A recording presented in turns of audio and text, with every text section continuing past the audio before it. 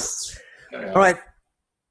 Hello, everyone. This is Joachim Stroh from Brooklyn, New York. And today we continue our conversation around the social ledger, the next generation social ledger, and specifically around the social ledger and liquid democracy. A new set of tools and processes that actually I learned about yesterday for the first time, and have mapped that to sort of a mock-up of how the social ledger would present, visualize, interface with something like liquid democracy. So I put together a couple of screens. I wanted to show you how that could look like, and also expand on some of the features that liquid democracy brings, because I do think it's a great concept. And Jim, you've done some good work in this area already with RChain, right? And Michael, I'm sure you also have a good understanding of what this is. So, yes, no, that's cool. I mean, what it is more every time you hear about it. You know, that we've got a living process here. So by the time you catch up, it's moved on. Right. It is a thing that we try to grapple and get our heads around. So let me share my screen and show you what I got so far. This is Jim's motto here, right? You see it? We know it's out there. We'll find it. And we found something yesterday, which is, to me, another use case for the social ledger. Maybe even a better use case than we had before with the pseudo power card. So I created these 4 slides here. Let me step you through this and interrupt me anytime you want. So what is liquid democracy? You probably read the definition, and yesterday they explained that too, and then a couple of good video clips introducing the concept of liquid democracy. But in a nutshell, what it is, it's something between a direct democracy and a representative democracy, right? So direct meaning everyone has a vote and can directly influence the constituent here. Representatives is what we currently have in the US with some representatives here, and we have the voters down here, and they can only elect some of these representatives, a tiny, tiny minority, as Lawrence Lessig would say, representing the rest of the country. So the interesting piece is, of course, that thing in the middle here, right? The liquid democracy. So what is this? So this is, a mix of both, basically. So you can be here, one of these B's here, and you can either, let's start with this middle B in the center, you can directly vote, right? So you have a direct influence on whatever is proposed, it can be policies, procedures, bills, whatever, you name it. But, and here's the interesting part, you can also delegate your vote to someone else, someone else you trust, someone else you find more responsible, or just because you don't want to get involved in all of this. So you delegate your vote to someone else. So in this case, on the left side, you see this little B here on the left side has 2 incoming arrows, meaning 2 of these voters delegated it to this B on the left, which means the B has 3 votes now. Her own vote and 2 additional votes. So if she were to vote on some issue, that would give her 3 votes, versus this B in the center only has, it's actually more than 1 vote, because it also has incoming arrows. But if there would be like a single B just going directly, then there would be 1 vote, right? So that to me is sort of the core of the core idea of liquid democracy, because it stands between direct and representative democracy. So now I've taken a step back and say, okay, what if we put the social ledger interface, the card-based interface on top of that? How would something like this look like, right? So that got me to this thing here. Let me make this a little bit bigger here. Okay, now I can use my laser pointer. Here we go. Jim, were you waving your finger in the air because you had something to say? Yeah, I just wanted to clarify his diagram there, which okay. where we have the liquid democracy over on the right-hand side, we have the case where the person can vote himself, or if he doesn't vote, his vote gets delegated to someone else. Conditional. You're talking about this thing? Yeah. Yeah, you're right. Yeah, that's a special case here. You're right. You can either delegate it to this B here, or, and this is, you will see that in my mock-up, you can override that vote, that delegation, right, and say, okay, I don't want it. Is this too important to me? I'm going to jump in and vote directly, right? And that's a great feature, I think, of this, to say overriding something that's established, that goes as a default mode, right? It just runs and runs. But you can always jump in and say, no, either I stop this delegation or I just interfere at this one time and issue my vote. Right. So nobody can participate in every decision.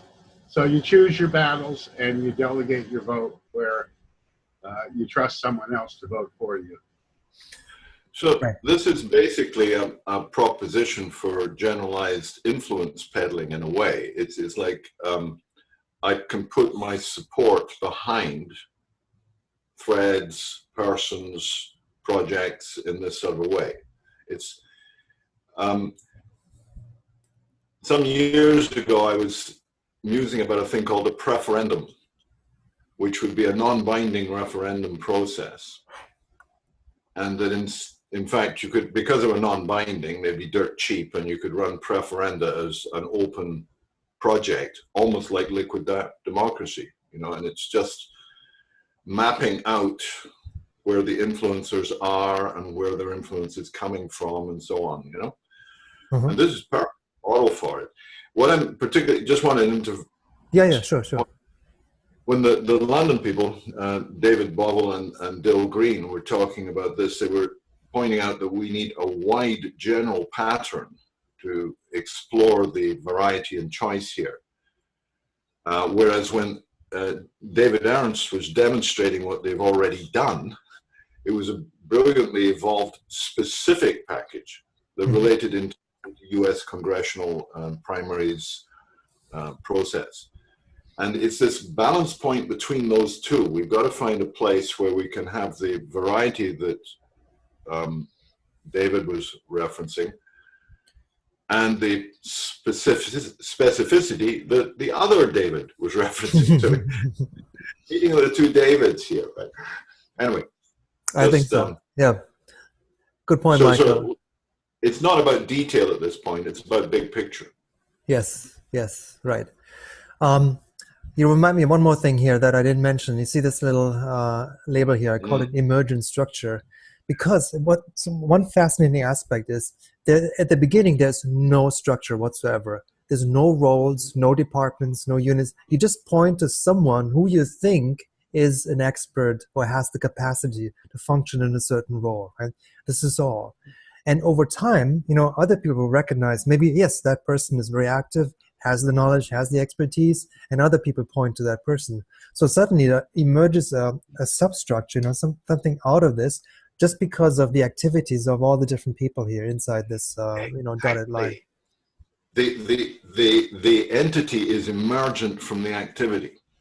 Yes. This is what Jordan Greenhall and Matten Field are talking about in Deep Code. They're seeking algorithmic methods of collecting and assimilating and mapping this information. Yes. We're all in business. It's emergent and it's also dynamic. So these things change over time, right? If you feel like, if I delegate everything to Jim, right? And Jim is snoozing there, not doing a thing, then Jim will lose my delegation, right? And other people will say that too. And then suddenly he is no longer in that capacity with, 100 votes, let's say, to change things, right? So it's very dynamic and very sort of adapting to the current situation. That's fascinating. And one of the things is that if you think Facebook got gamed, right? Consider what sort of games are going to be played around this in sort of influence spawning and marketing. Yes. We'll get. Yes, you're right. We'll get to that too, because the Google experiment there with Google Vote, they actually brought in something like that and wanted to bring in a gaming perspective and sort of a advertising, you know, a self-promoting thing, and where that went. And I think that also fits into the social ledger. Cool. Okay, so let's take a look at this. To me, if you look at the social ledger, you know, and liquid democracy, it breaks down into two column screens, right? So one screen is the voting screen, you know, this thing here, and the other one is let me jump ahead here and look at this. This is the delegation screen. Okay, so the delegation screen is where you have all the people in your network, and we can delegate to anyone in that network, right? And the voting screen is just a list of the current issues, right? And issues, you know, issues is a little bit generic to me. There are better words or better you know, things to vote on, like ballots, like policies, like, you know, if you get into political arena, bills, proposals. I think these are more ready to vote for, right? Go ahead. We're talking about the object on which the subject is expressing a value. Yes. Yes, that's right. And I'm using issues here because this has to do with Jim's, he already has built the issue tracker there, right? Which is connected to GitHub issues. And they surface, and they also require some kind of a voting mechanism, or you've already built some kind of a voting mechanism on top. So there is voting involved with issues too, because you do want to know if issue, let's say 774, is an important thing for the collective, for the cooperative, and you want to move ahead on that, right, or not. So it is a good case too. But there are other cases. I just wanted to say, you know, creating a new policy, setting up a new proposal, you know, that would be more, I think, for the collective. But so let's take a look at the cards, right? So these are 4 cards here, and there's an or between, so meaning you see either one of them. You don't see all of them at once. The first card is just an issue that's being brought up, and nobody has claimed it yet, right? And it is tagged, say, in marketing. So one thing about liquid democracy is you can add a label to that, you know, so it's sort of a category. Which category does it fall into? Because you don't want to vote across everything, right? You want to break it up into different buckets. And one way to do that is just by tagging it. So marketing in that case, and there's an open issue, nobody has claimed it, so nobody can vote on this. It's not really there, right? And I think with the social ledger, we would say one step is you have to claim it. Say you own that card, it's your issue. Once this happens, you are now eligible to vote on this thing. And there are 3 buttons here. One is up, one is no vote, and one is down. So you can upvote it, downvote it, or you say, I issued my vote, but I'm not saying anything about it. And this no button is because, see down here, you do want to have something called a quorum. So quorum says we need, let's say, 60% participation before we can really say an issue has been voted through, right? You know, the example I saw in the Google video was, you know, you can't have 2 people coming up with an issue, voting on these with yes, and then it's done, right? And the whole collective now has to adhere to that decision. Doesn't make any sense. So if you say there's a quorum here, to say at least 60%, you know, participation, and participation means you either upvoted or downvoted, or say you don't know what this is or don't want to participate, but you do want to say I've been there and read it. No opinion. No opinion. That's it. Yes, that's it. No opinion. So you get to that quorum, right? Just on off. Just one vote, one click. You mean what? Yeah. It's binary. Yes. Yeah. It depends on what you're voting. I mean, we're voting budgets, which is a little, not just a yes/no vote. There's different kinds of votes. Like 33. I mean, you know, what I'm imagining is that an agent in this, one of the voters, basically has his map, and it shows the 28 issues and persons that he's delegated or affirmed or whatever. So there's got to be a mapping for me of where I've allocated my stuff. And that's going to be quantifiable. Can't just be tick-tock on-off. That's boring. Yes, Michael. I mean, there are, if you look at the Google Vote experiment, they offer a whole range of things. There could be a range, like a star system. We have a 1 star, 2 star to 5 stars. There could be a ranking system. We say this above this, above this, above this, right? Or more quantified with a number, whatever. You can put anything into that box here, really. Adjusting it to your circumstance. But here I just wanted to keep it simple for now and say, okay, if we just have this yes, no thing or no opinion. See how far we can take this. Okay, so that's the second card, ready to vote. Once you've done that vote, right, then you move on to something like the third card here. So it says you or your delegate voted on this issue, here's the date and timestamp, done, right? And two interesting aspects here. Let's say you voted and your delegate did not vote. That overwrites obviously the vote that would follow from the delegate, right? If the delegate voted first, right, that's okay, because then you can still, because there's a deadline for closing that vote, you can still issue your vote later on, right? And you can even see, if your delegate voted, let's say, against it, and you so much think, no, this is crap, I want to go for it, you can then override your delegate's vote anytime, right? So you can sort of step out of the default mechanism here and just hit your vote. Very easy to do because there's a deadline, and at the end we take the tally, right? So that is a possibility. And the other thing is, and Jim, that's a question for you. You could also say I voted and then I changed my mind. Would you allow to undo sort of your vote, given that you're still in the voting period? Yeah, I think there's going to be different rules for different use cases of voting. There's a formal vote is very different from determining sentiment of the group. If determining sentiment, we want people to be able to change anytime during the discourse, the discourse that the participatory inquiry going on in the discussion. And you could see this as a feedback loop on a presentation at a conference. Like there's four there's four talking heads, and they get 5 minutes each and so on. But there's 800 people, plus another 1,000 on the stream, who are expressing their vote on the quality and the process that's going on. And, it should be that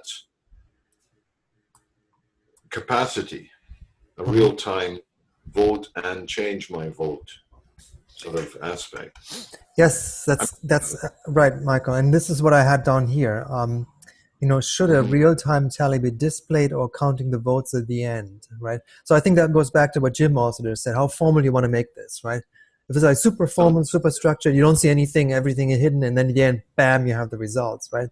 Or you have something more dynamic and you get immediately feedback on the current situation, basically, which interestingly can go up, and down too, because people can change their mind in that case, right? Or take away the vote from the delegate, right?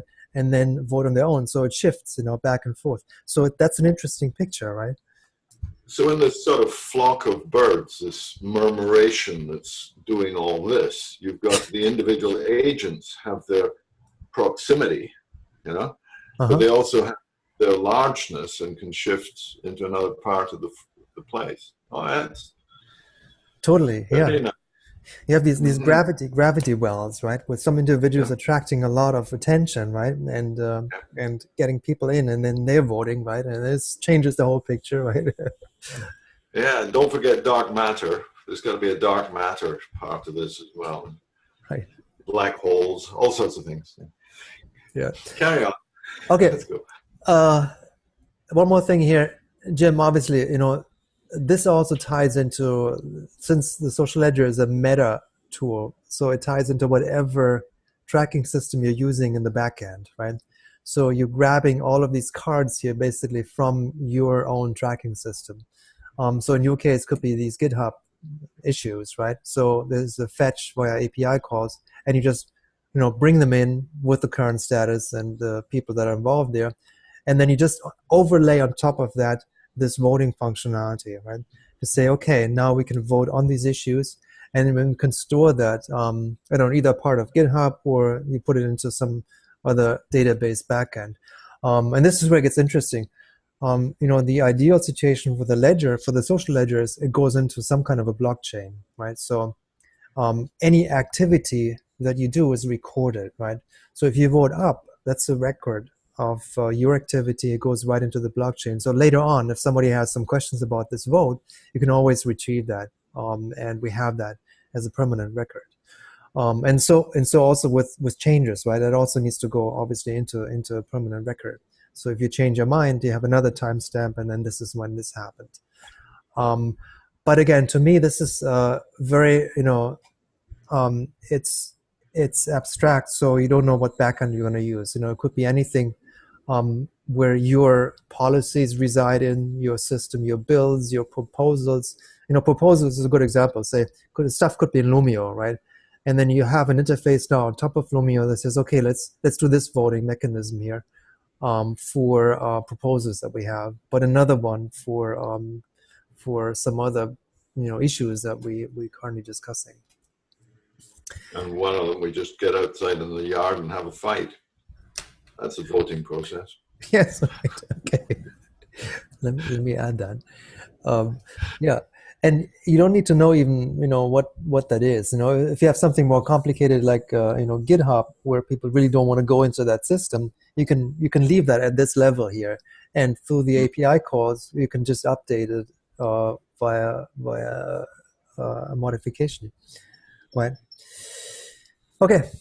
So that's the voting screen. Let's drill down into the delegation screen.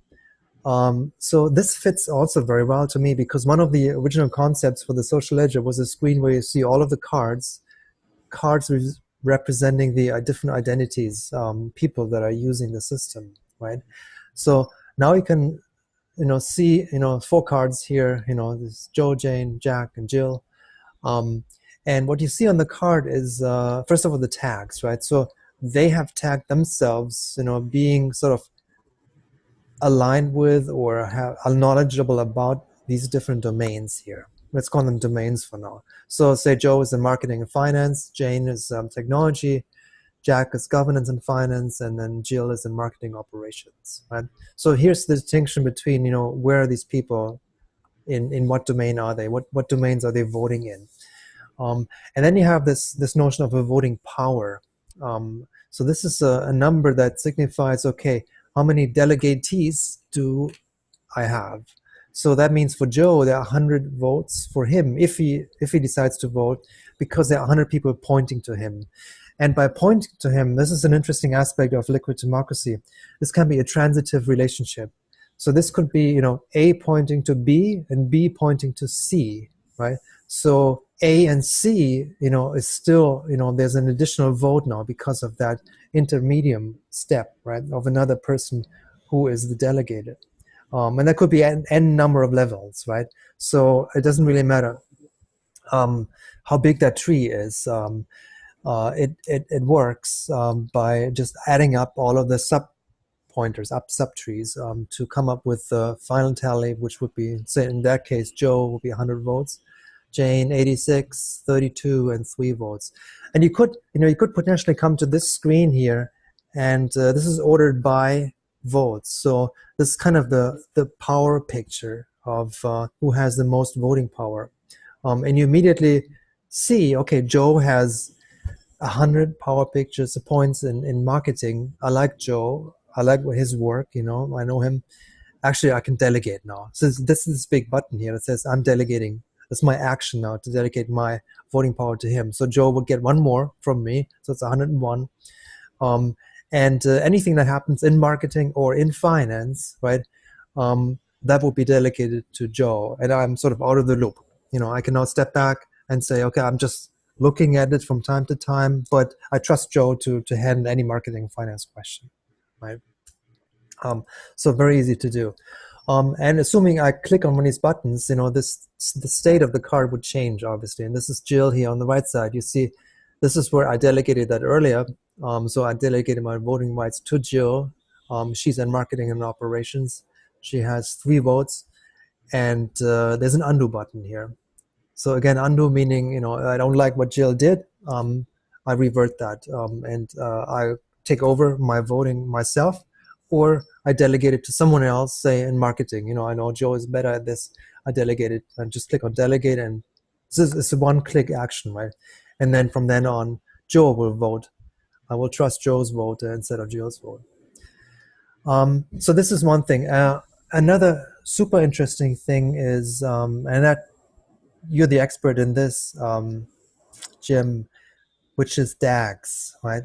So these directed acyclic graphs. If you, sorry, I have my dog here. If you have a directed acyclic graph, that means there are there are no loops in this graph, right? So, you could potentially say, I delegated to Joe, Joe delegates to Jane, and then Jane delegates back to me, right? So suddenly you have a loop in the picture. And what's interesting in the Google experiment is they allow loops, but then that comes at a big cost for them, because then when you take a tally, you have to sort of remove the loops algorithmically. You have to go through all of these connections and make sure you eliminate that situation where you have a loop in the graph, right? And as far as I understand it, if you compose a DAG where you don't allow a loop to happen, right, in that kind of structure, so you wouldn't even display people who would immediately get you into a loop, okay? And that's a little bit difficult to follow, because what does that mean, right? So if Jack were here, and if I click on Jack and delegate to him, and suddenly Jack would have, an indirect connection with me, right, through, let's say, another person, then I have a loop at that point, right?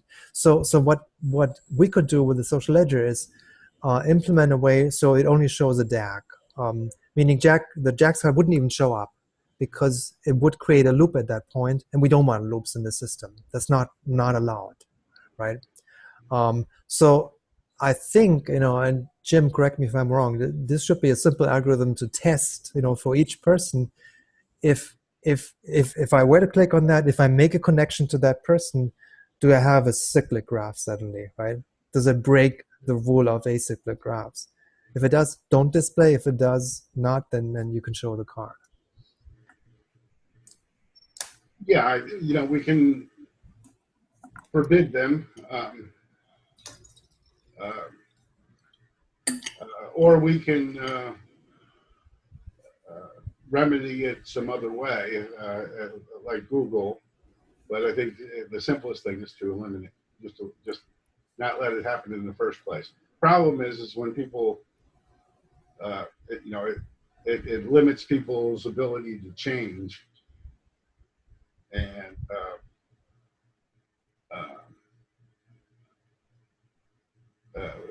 we probably want to flag it, at least, that it's a danger. It's not a good, it generates some uncertainty.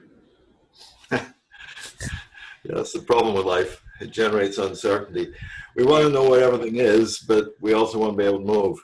Right. And, yeah, and to some extent, depending on the situation, we really have to accept complexity and uncertainty as being a part of reality, and not try to overly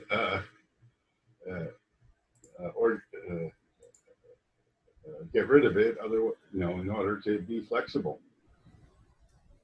Well, second guessing should only go so far. Can I make a suggestion here, since you're editing up?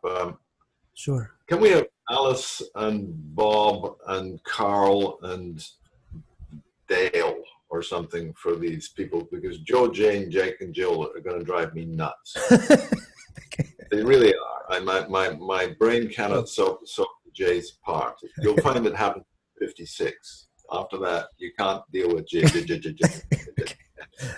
Okay, so is it John, Alice, and then? I want an A, B, D. I'm a very simple man. I'd like to start with A, And basically, because then it makes various forms of mapping much easier to do. A dot B dot C sort of thing, Oh, ABC. So, yeah, well, but let them be Alice, Bob, and Carol, and somebody, or I don't know what.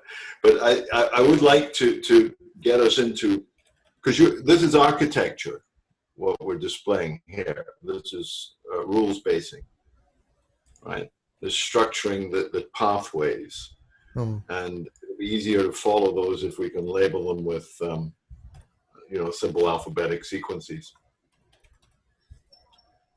Because I'm seeing a significant amount of recursion and naming to go on here.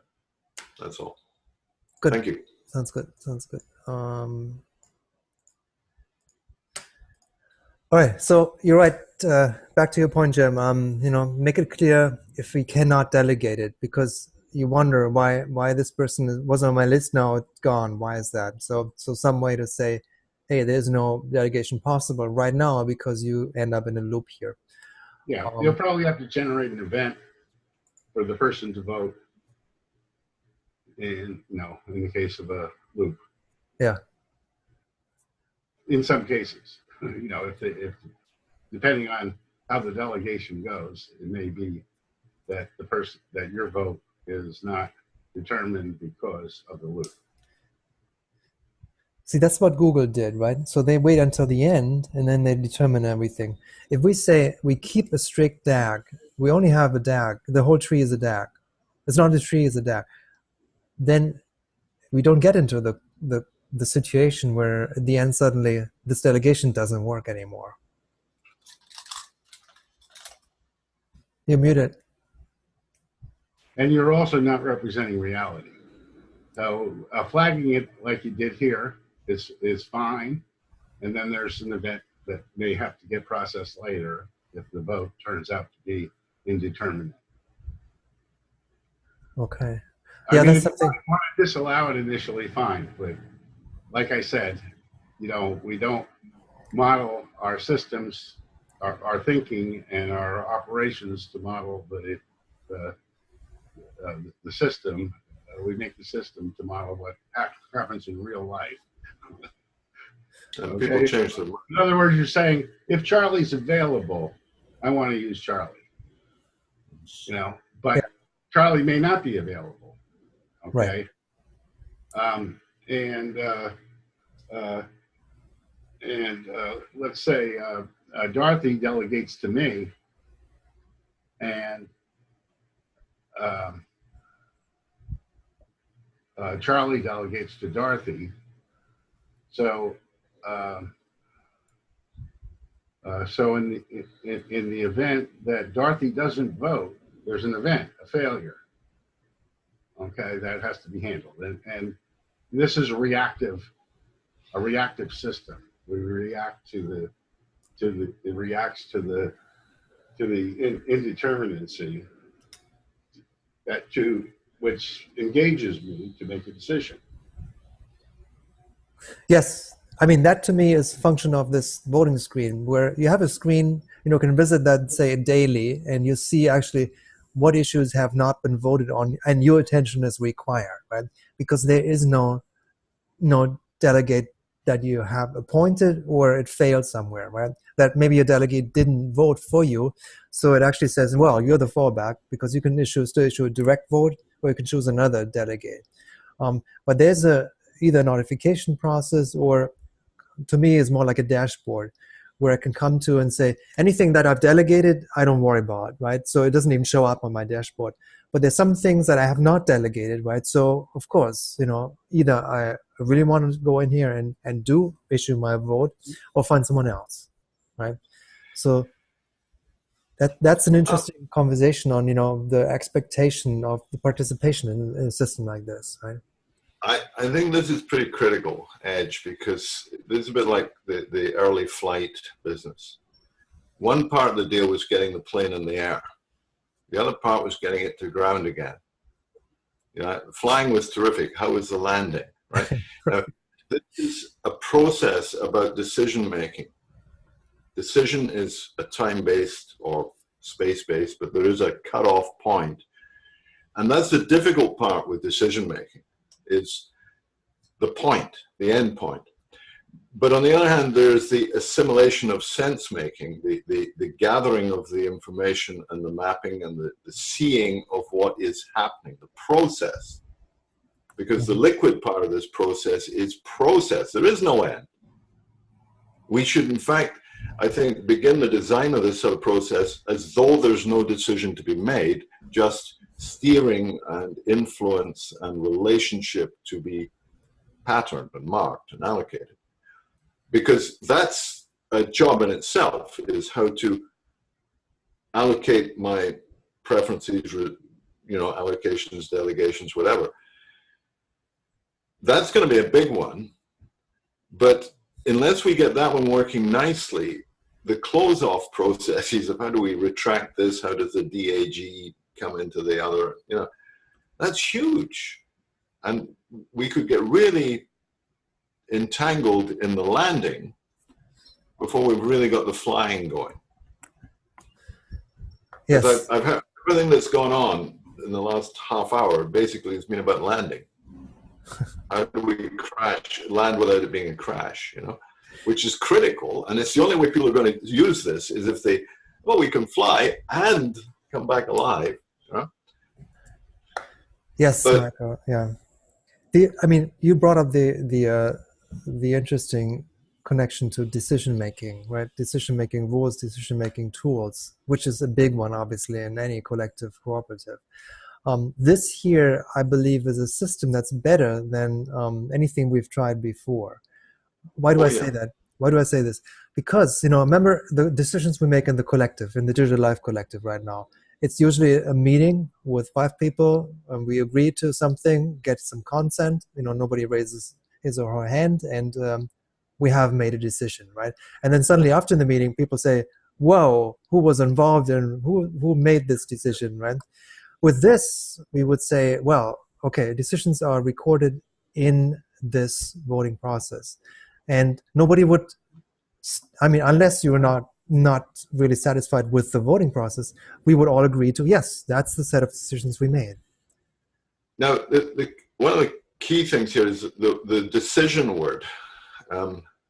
Decide is like suicide, patricide, anything side. It's killing, right? And to decide is to kill the alternative. You might have 20 options in front of it. Decide, right?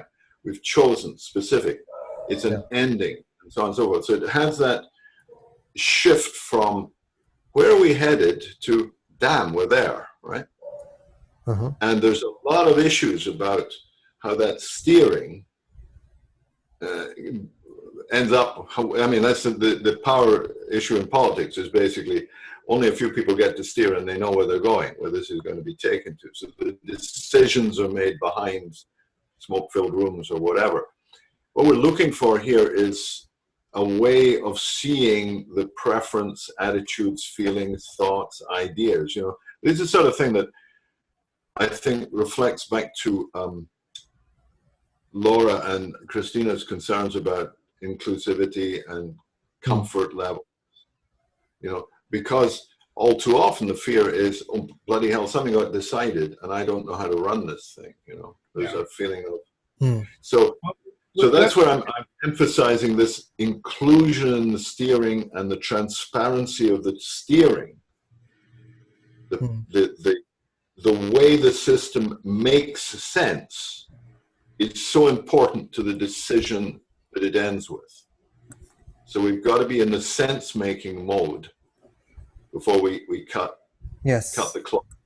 Yeah, I think, the sense-making comes first, and then we have pros and cons. And these issues can be the pros and cons that you either support or not with respect to some ultimate decision which is coming down the road.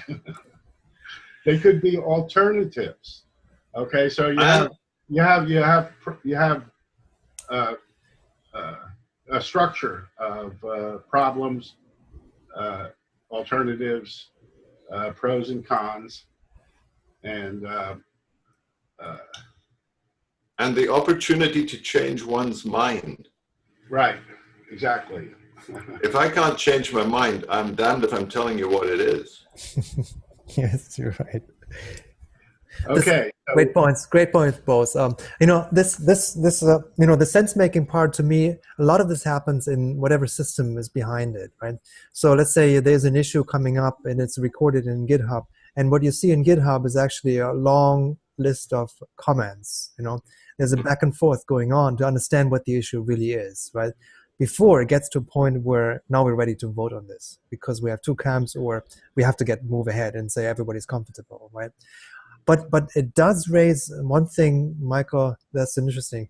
Your notion of a hard landing here, because it is an either or decision here, right? You go against it or you go for it. This is not a both and decision where we're all happy and we all agree to everything, right? There's no necessary, because we want to do everything and cover everybody, right? That's right. At some point, there's a cutoff. There's a cutoff. Yes. Click, you know. Now. Yes. Yeah. So one has to accommodate that. But the question is, is the accommodation going to crash the plane? I mean, we've lots of similar things in the currencies.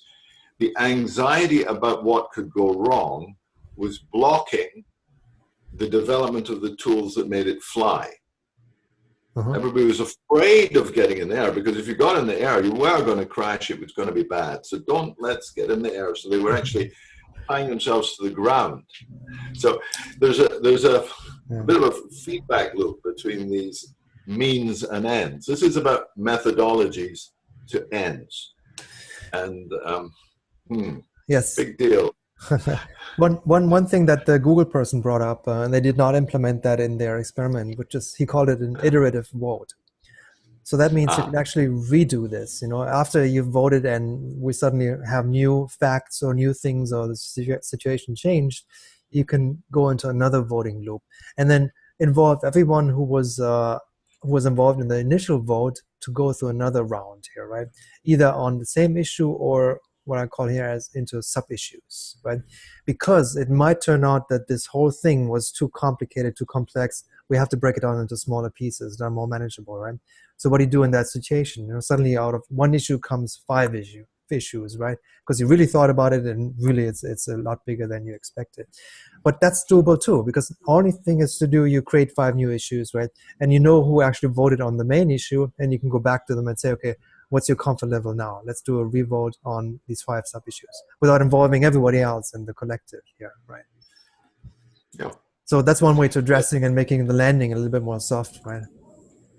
Yeah, you're minimizing you're creating an anti-fragile component, essentially. It can self-heal, it can reset itself. Yep. Good. Let's do one more thing about the delegation screen here, or 2 more things. One is another thing I didn't understand why Google did that. They allow something called a tag switching. So that means if I delegate to Beatrice here, right, and I delegate technology, and she also actually, you know, she delegates it to someone else, you know, say to Charlie, who's not doing technology, he's doing governance. But Google said that vote still counts. So she can delegate it to Charlie, and even though Charlie's not in technology, she trusts him to make a vote for her, right? So she's passing this on to Charlie. And it's called a switching, what's it called? Tag switching mode. So if I delegate to Beatrice, I suddenly don't even know that there's Charlie in the loop, who is not even in the same domain, right? That to me is not allowed. It doesn't make sense to me. So I would say, you know, as one of the rules is you can delegate it to someone else, but only in the same domain, right? So if Charlie is in technology, he has tagged himself in technology, that's fine. You can delegate to Charlie. If not, if you see he's only in governance and finance, you cannot delegate the power to this person. Right? And yeah, that's obviously strongly related to binding decisions and, you know, stuff of that nature. If this was about voting on a music preference thing, the Eurovision Song Contest, for instance. Like Beatrice might be in hip hop and Charlie might be a blues guy, but Beatrice may really like what Charlie. You see what I mean? So at the same time as there will be strict domain maintenance on some areas, I think we've also got to open to that. In some cases, you can throw wild cards in there. People can delegate to somebody in left field because they do. They just had a feel about this guy or something. I mean, there's going to be a very soft, fluid, crazy level that will be the counterpoint to the rigorous structure. So get used to the wild times. It's going to.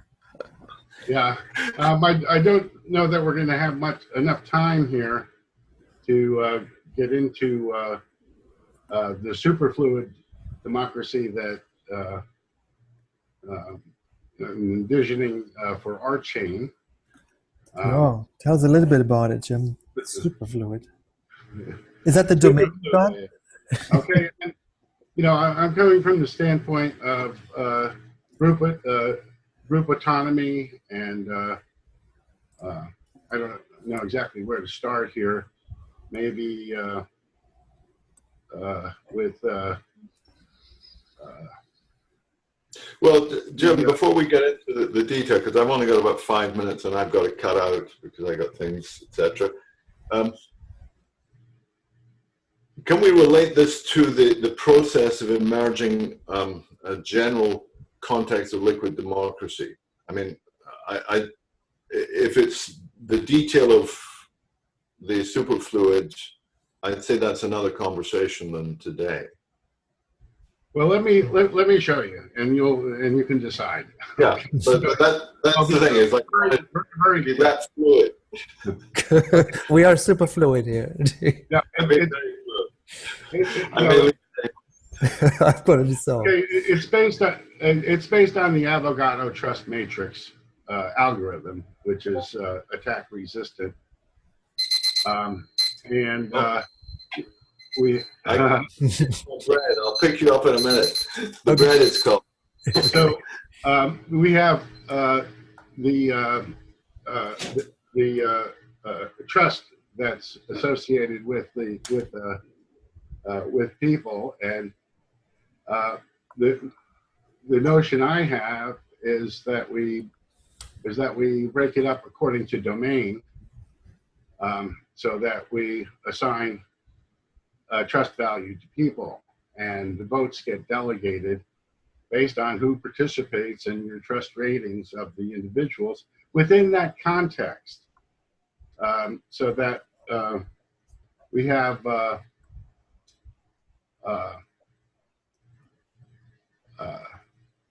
the people in here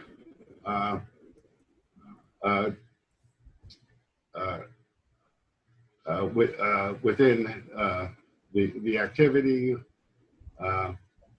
having pseudo power delegated to them. They're responsible for something, and they make the decisions autonomously within that domain. And then, of course, you have the organizational level, which is what the current trust matrix looks at. And the idea is when somebody comes in, there's a default delegate. If they don't vote based on the overall trust ratings, they vote with the co-op, the way the co-op is currently, according to the trust that co-op members currently have. And then they can change that and delegate it.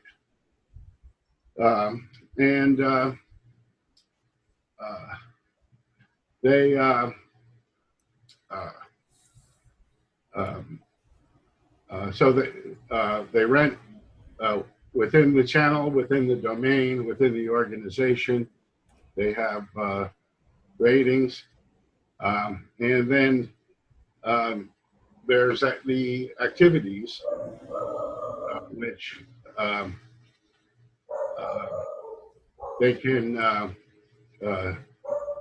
support or not support, and they can rate their engagement level, how much they're engaged in the activity, and they can distribute the budget according to their rating of other people's involvement in these activities. Right. And currently, we have this dashboard system, which is this issue here, and we have these domains, okay, where we have guides assigned currently who have trust ratings, and we can look at them and see what their trust rating is. He's an apprentice, and he's who certified him, and I should be logged in here and add a certification, and or who he certified and who he's certified by, at what level, and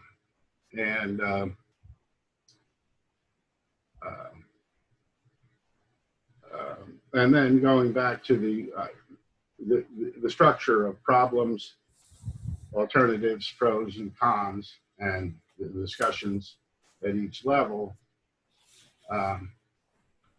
I guess I'm calling this superfluid in that it's fractal in nature, and it's multidimensional in that it handles all the different areas that somebody, where there may be issues being handled, all the different labels. And Good. I have a meeting coming up. Well, I'm gonna have to go in a minute. Good. Did you share that? Did I share that? Did I share my? You did. Yeah. I've seen it. We saw it. Yeah, we have it here. So that's great, Jim. And I think that's another discussion we want to have, especially because our chain is moving into, these, call them self-assigned or certified, voles or trust ratings, right?